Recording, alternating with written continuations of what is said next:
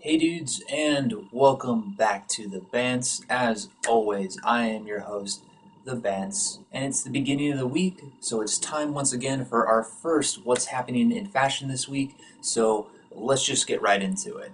And actually, just to hold up for a quick second, if you guys haven't been super active on the channel recently, I have now published the first four and final parts of my review on New York Fashion Week menswear, which I will link down in the description below if you have any interest in that.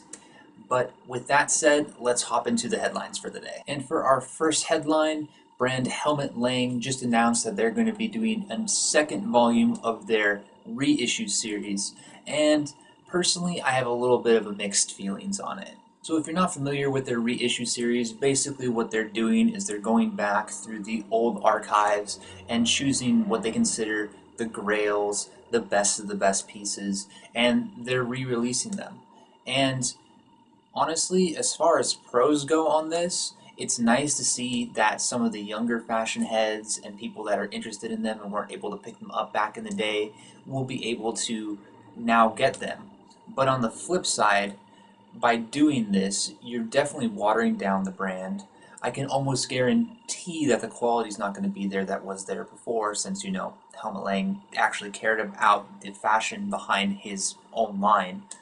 And in all honesty, the only reason they're doing this is just because the brand has been doing so poorly recently, even with the help of extra designers and special editions and everything else they've done. It's just been hitting rock bottom because they can't do anything consistently. So what do? They're rehashing the old stuff. As I said before, it does have its pros and its cons, but when you have to rehash your old clothes from a designer that actually left the company well over a decade ago, I believe, then you know your priorities aren't in the right places. And then in our second headline, and although definitely on the older side of news, Palace released their Spring 2018 collection, and in all honesty, I think they did pretty well with it. Whether you love or hate the brand, you do have to give credit where credit is due, and credit is definitely due here. In all honesty, there's a ton of pieces, there's a ton of designs, they're all done very well. The style is there, the graphics are there, the colors are there. It's just very interesting overall. Yes, it's absolutely no secret that they are trying to be their own generation's Supreme, if you will. But aside from the edginess that Supreme has and a little bit more fame, that's all they really have going for them. Palace has everything else in their favor. They have the designs, they have the selection, they have the playfulness, they have everything that you could possibly want from a brand. And even after having released almost a month ago now this collection, you can still go online and buy a lot of the pieces from their site relatively easily, which in my opinion is a fantastic thing. Personally, in my opinion, if you are a fan of what streetwear is at its core, definitely check out this collection. If Palace can continue to do things like this, they'll be fine for a long time. And if you buy from them, you'll look fine too, and then you can just move up as you age into Wacko Maria. All is good, and you don't have to spend an extra dime on that shit Supreme.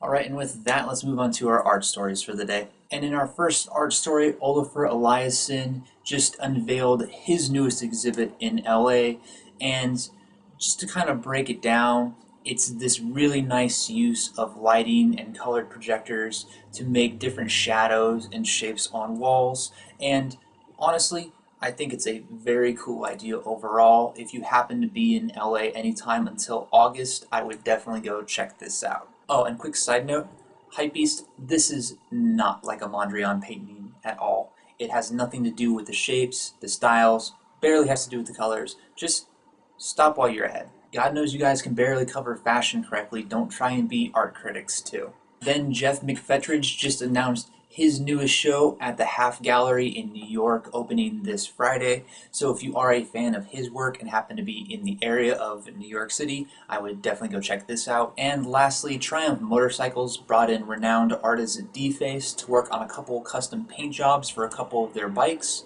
And Personally, I think they turned out fantastic. If you find yourself a fan of motorcycle culture, or maybe just a fan of the artist Defaced in general, I would definitely check out some of these photos. Alright, and then moving on into fashion, Clot showed off some of their pieces from their 15th anniversary collection, and overall, I think they did very well with it. Even for not being the most recognized streetwear brand in the States, Clot has always had a definitive hold on the streetwear market overseas, and with this collection, you can definitely see why. Sure, not everything here is perfect, but there are definitely some very interesting designs and some very interesting styles, some very nice graphics as well too, and you can definitely see some of the Chinese influence show through, and it really works here. So yeah, if you do consider yourself a fan of streetwear, especially Asian style influenced streetwear, but maybe you're a little bit tired of the Japanese stuff, I would definitely check out this brand if you haven't before.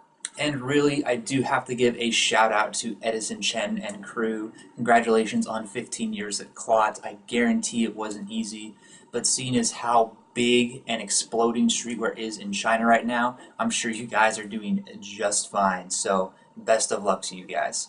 Then Children of Discordance showed off their Fall/Winter 2018 lookbook, and if nothing else, I think you can definitely take some inspiration from it. When taking a look at this lookbook, don't just give it a quick one-over. Definitely check out the detailings on some of the pieces. Sure, not every piece, in my opinion, is great or interesting overall, but some of the design ideas here, some of just the aesthetic aspects of some of the pieces were really well done and are definitely inspirational for those of you who consider yourself fans of fashion and fashion design. And even aside from that, there are actually some very interesting and very wearable pieces in here.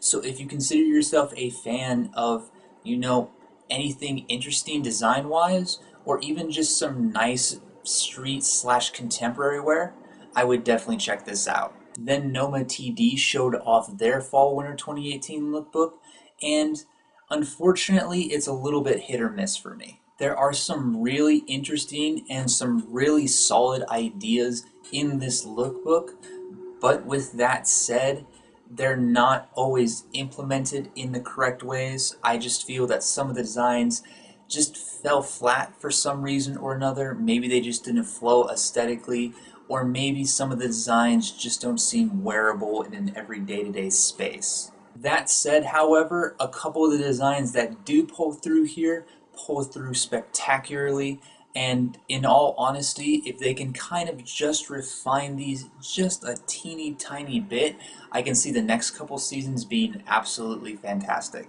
Then Pleasure showed off their Spring 2018 lookbook, and it just feels off to me. Yes, I am totally aware of the fact that Pleasures is one of the rising stars in streetwear right now. But even so, I've looked at it a lot, I've tried to like it a lot, but it always just comes off as weird to me. Aside from the fact that a lot of the graphics they make kind of come off as wonky, and they do rehash a lot of ideas season after season, I think the main thing that gets me is just this kind of aesthetic they're going for. You can obviously tell that they're trying to be an undercover clone of sorts, but one place that I feel that Undercover excels in is they're not just plastering their name everywhere, letting everybody know that you're wearing Undercover. And I think that's one of the things that makes Undercover good, and in this case is what makes Pleasures bad, because god damn do they plaster their name everywhere. So yeah, definitely not my cup of tea, but if you do consider yourself a fan of the more new wave of streetwear, I would definitely give this at least a look. Then Stussy showed off their Spring 2018 lookbook, and it was pretty good overall. Sure, there wasn't really anything super crazy in here. Yes, there was a couple print pieces and a couple graphics, but overall it was pretty just minimalistic, sans a couple different colors, and in all honesty, that perfectly works fine. This collection is pretty solid overall, and even though it is technically streetwear, it is definitely more on the timeless side, because there's definitely some classic pieces in here that you can just wear over and over again. It doesn't matter what the new trends or styles are.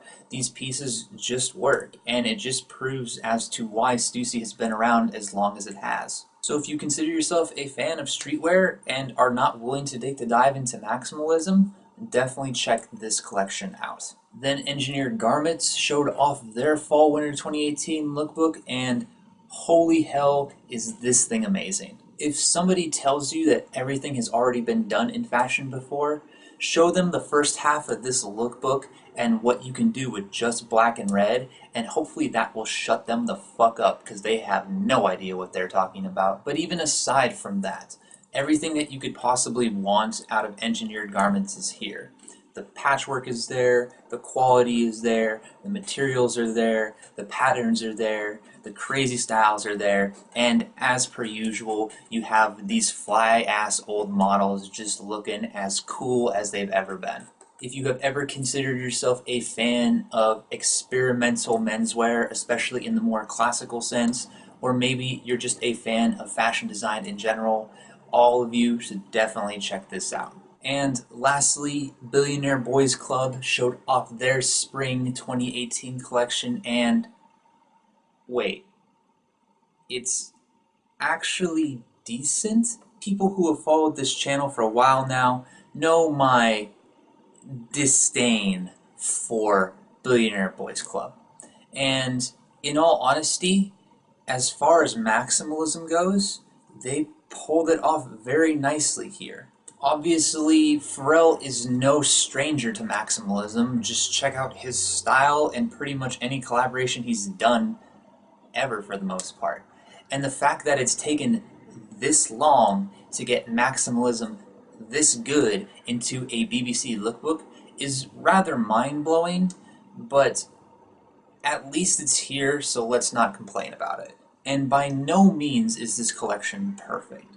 Yes, there are some design issues and a little bit of inconsistency here and there, but at least it's a step in the right direction. So at least best of luck to them this time around. And if you do consider yourself a fan of streetwear and patchwork and maximalism, definitely give this at least a look. Alright, and let's move on to our articles for the day. And first up, Grailed, as per usual, put out a very nice and very in-depth article on APC. So if you are a fan of the brand or want to know a little bit more about the history, the styling, the minimalism that comes along with it, definitely give this a read. And speaking of minimalism, but more on the other side of the lines, Freeze just put out a very nice interview with Jil Sander herself, which is honestly very interesting because she rarely gives interviews. So if you want her take on minimalism and design as well, I would definitely check out this interview.